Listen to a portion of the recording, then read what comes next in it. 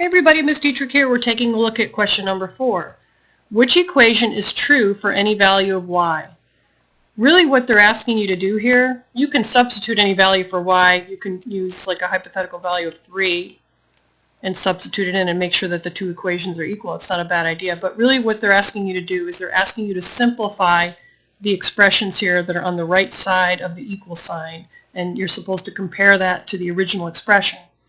All right, so if we simplify this expression, 4y times 4y. Now let's just deal with the coefficients. If we just did 4 times 4, that would be equal to 16. Now if we did y times y, that would be equal to y squared. And if we throw on the add 2, these terms cannot be simplified. Let's compare what we have here in blue with the original expression. Not the same, so we're not going to pick that one. All right, let's look at choice B.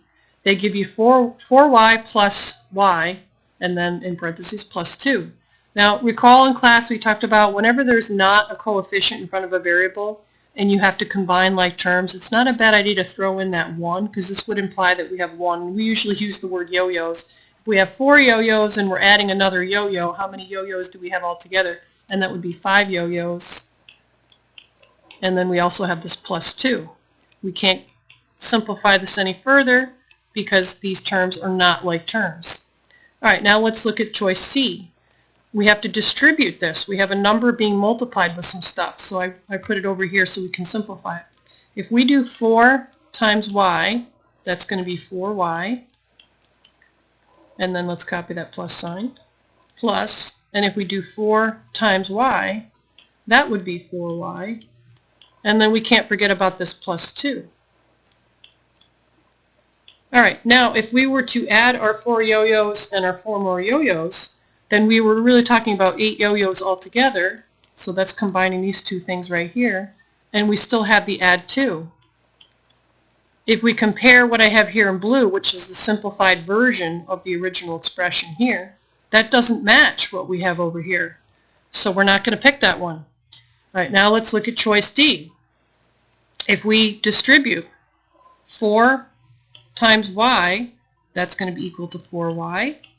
And then let's copy, in this case it's a multiplication sign. This times this would also be equal to 4y. And then we still have this plus 2.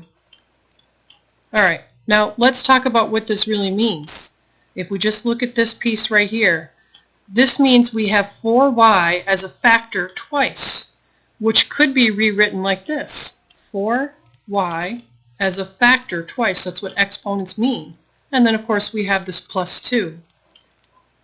Now does that mean the same thing as what we have over here? It does. So we're going to go ahead and pick that. Pick choice D.